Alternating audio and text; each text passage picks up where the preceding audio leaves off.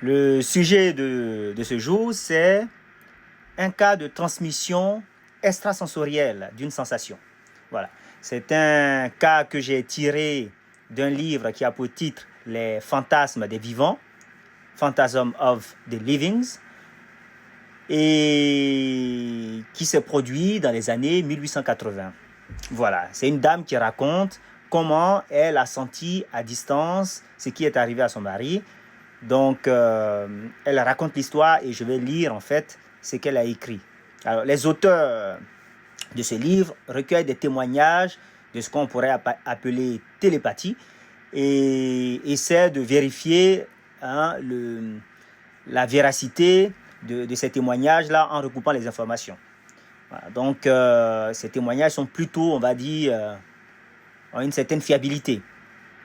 Indépendamment de ce qui est écrit dans ce livre, personnellement, j'ai des expériences qui me font croire que ce genre d'histoires ont des fondements dans la réalité. Voilà, je pourrais vous raconter un cas personnel un de ces jours. Donc, je vais lire la narration de la dame. Je commence. Je me suis réveillé en sursaut avec la sensation très nette d'avoir reçu un violent coup à la bouche, comme si j'avais été entaillé, c'est-à-dire coupé, et que je saignais sous la lèvre supérieure. Instinctivement, j'ai porté mon mouchoir à mes lèvres, encore assise dans mon lit. Au bout de quelques secondes, je l'ai retiré. Il n'y avait pas une seule goutte de sang. C'est alors que j'ai compris qu'il était impossible que quoi que ce soit m'ait frappé, puisque j'étais profondément endormi. J'ai pensé que ce n'était qu'un rêve. Pourtant, j'ai regardé ma montre, il était exactement 7 heures. Arthur, mon mari, n'était pas dans la chambre. Comme le temps était splendide, j'en ai conclu, à juste titre, qu'il était sorti très tôt faire un tour de barque sur le lac. Je me suis rendormi. Au petit déjeuner, vers 9h30, Arthur est arrivé plus tard que d'habitude. Il s'est assis un peu plus loin de moi et j'ai remarqué qu'il portait sans cesse son mouchoir à sa lèvre d'un geste discret, exactement comme je l'avais fait moi-même quelques heures plus tôt. Je lui ai demandé, « Arthur, pourquoi fais-tu cela ?» Puis j'ai ajouté, un peu inquiète, « Je sais que tu t'es blessé.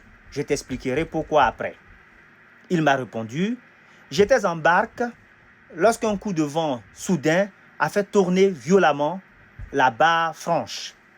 La barre m'a frappé à la bouche, sous la lèvre supérieure.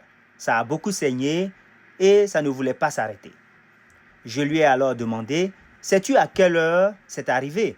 Il a répondu, « Il devait être environ 7 heures. » Je lui ai raconté ce qui m'était arrivé à mon réveil.